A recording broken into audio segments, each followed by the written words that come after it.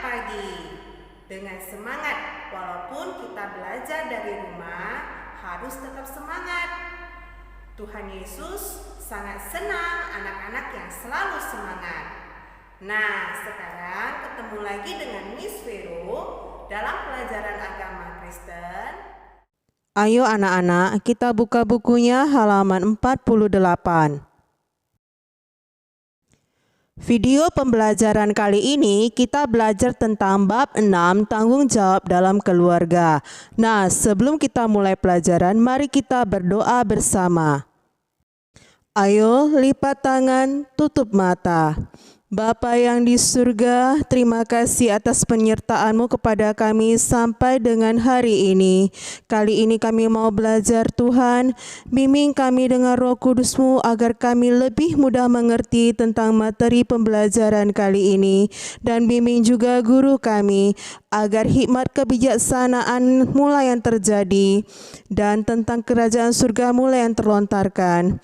Bapa di surga, bantulah kami anak-anak-Mu, beri kami kesehatan agar kami dapat memahami pelajaran kami. Dalam nama Yesus Putra-Mu yang tunggal kami berdoa.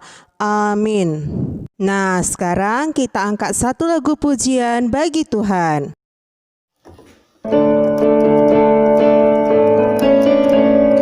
Yunus di perut ikan, pom pom pom. Yunus di perut ikan, karena dia dikasihi Tuhan, maka dia dibebaskan. Pom pom pom, jua jua, pom pom pom, jua jua.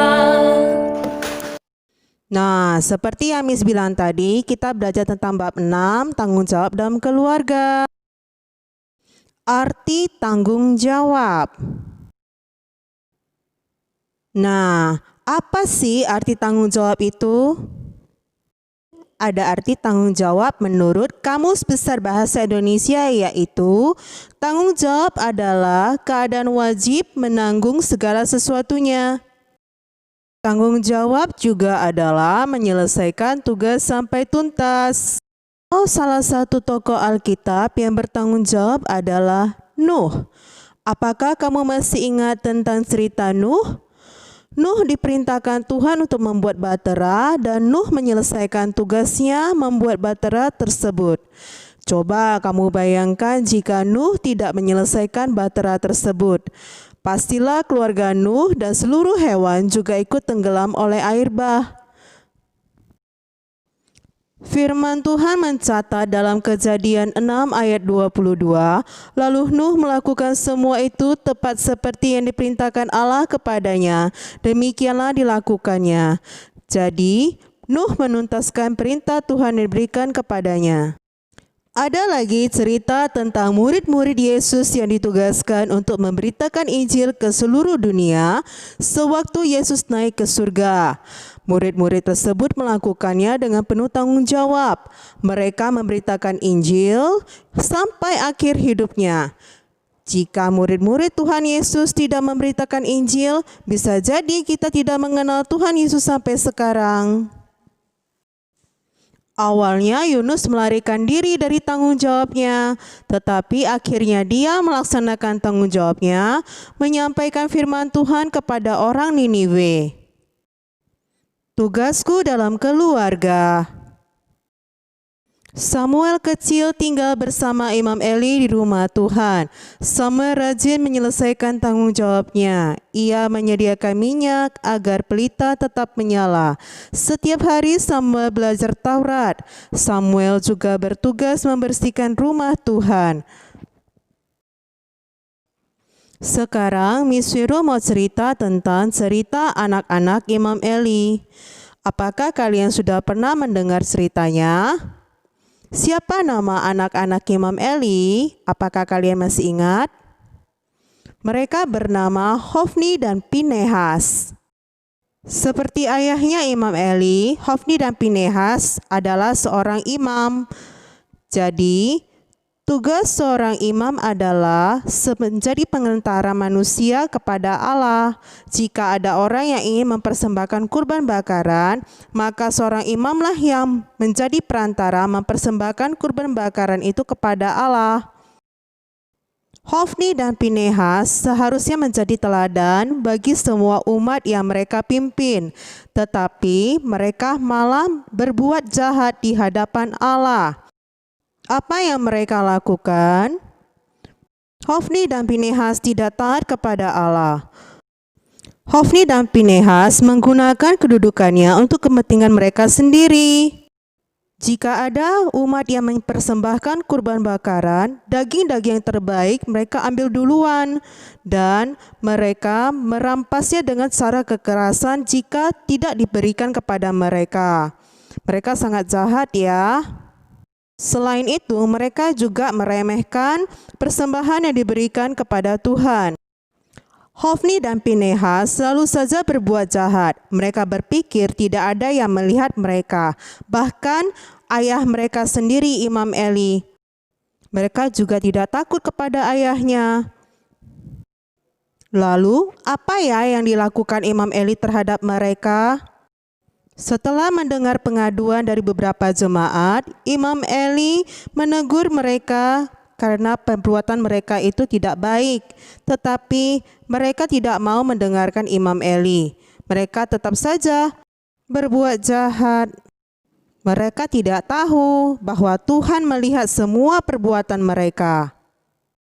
Dan Tuhan tidak suka dengan perbuatan jahat mereka. Anak-anak, sekarang kamu sudah kelas 2. Tentu kamu sudah diberi tanggung jawab sesuai dengan usia dan kemampuanmu. Kamu dapat merapikan mainanmu, menyapu lantai, merapikan tempat tidur pada saat bangun pagi. Apakah kamu telah mengerjakannya dengan baik? Selesaikanlah tugas dan tanggung jawabmu hingga tuntas. Ya, jika kamu dari kecil sudah terbiasa bertanggung jawab, dewasa nanti kamu menjadi seorang yang bertanggung jawab. Karena orang yang bertanggung jawab itu akan memberikan akibat yang baik untuk diri sendiri dan orang lain. Tetapi jika tidak bertanggung jawab, maka kamu akan merugikan dirimu sendiri dan orang lain. Saling menolong. Anak-anak, kita perlu bersyukur kepada Tuhan atas keluarga yang telah Tuhan berikan kepada kita, yang telah Tuhan berkati, Tuhan lindungi, Tuhan jaga. Bagaimana caranya, Miss? Nah, pada video pembelajaran yang lalu, kita sudah belajar bagaimana mengasihi anggota keluarga kita. Kita harus saling mengasihi satu sama lain. Sekarang pada video pembelajaran kali ini kita belajar untuk saling menolong keluarga kita. Nah, pernahkah kamu menolong anggota keluargamu? Pernahkah kamu menolong ayah, ibu, kakak, atau adikmu di rumah? Jika pernah, bagaimana perasaanmu setelah menolong mereka? Apakah kamu merasa senang karena kamu sudah menolong mereka? Menolong adikmu, ataukah sedih karena kamu terganggu? Seharusnya kamu bermain-main tapi kamu harus menolong, ataukah kamu merasa biasa saja karena kamu tahu itu adalah kewajibanmu untuk menolong sesama anggota keluargamu supaya rukun-rukun, supaya baik, senang hati orang tuamu? Nah, anak-anak, tahukah kamu mengapa kita harus saling menolong antara satu sama lain? Kita ini makhluk sosial. Makhluk sosial itu artinya kita tidak dapat hidup sendiri jika tidak dibantu oleh orang lain. Contohnya, kamu perlu baju. Kamu memerlukan penjahit untuk menjahit bajumu. Kamu perlu nasi, kamu memerlukan petani yang menanam padi. Kamu perlu ikan. Ya, kamu membutuhkan jasa nelayan yang menangkap ikan di laut. Dan begitu seterusnya. Kita semua tidak bisa hidup sendiri.